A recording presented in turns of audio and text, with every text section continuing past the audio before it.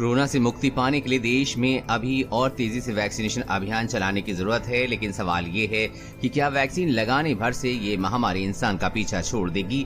ये महामारी कभी खत्म ही नहीं होगी। ठीक वैसे ही जैसे पोलियो, टीबी जैसी बीमारियां आज भी देश में हैं। अगर ऐसा है तो फिर खतरा कितना बड़ा है, ये समझ लेते हैं।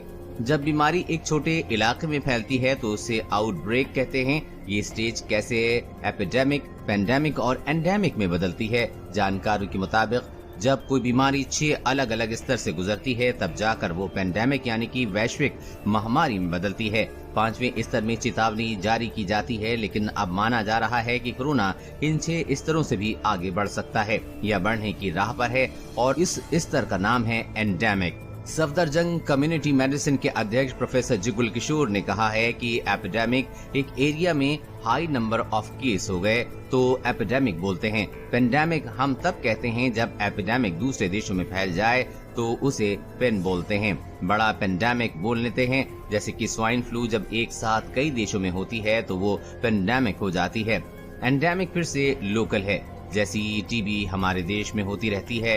इन्फेक्शन कुछ लोगों को होता रहेगा और छोटा आउटब्रेक होता रहेगा तो उसे एंडेमिक कहेंगे। विश्व स्वास्थ्य संगठन की मुख्य वैज्ञानिक डॉक्टर सौम्या स्वामीनाथन ने भी कहा है कि भारत में कोरोना एंडेमिक की तरफ बढ़ रहा है, और साधारण शब्दों में कहें तो कोई भी वायरस जब एंडेमिक स्टेज में आता है तो वो इंसानी आबादी के साथ रहना सीख जाता है। मतलब वायरस से लोगों की जान को खतरा बहुत हद तक कम हो जाता है।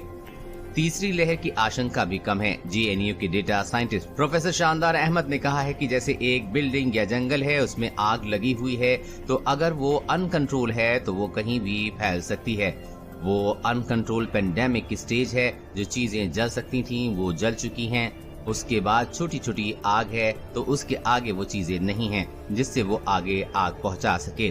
तो वो एक तरह की आग लोकलाइज हो जाती है, जैसे चीजें जल चुकी हैं। इस तरह से पेंडेमिक एंडेमिक बनता है। जानकारों का आंकलन अगर सटीक निकला तो मानकर चलिए कि कोरोना बेकाबू नहीं होगा। स्वास्थ्य मंत्रालय का भी दावा है कि देश में अभी बीमारी की दूसरी लहर ही चल रही है, और ऐसा माना जा रहा है कि निकट भविष्य में तीसरी लहर की आशंका बेहद कम है।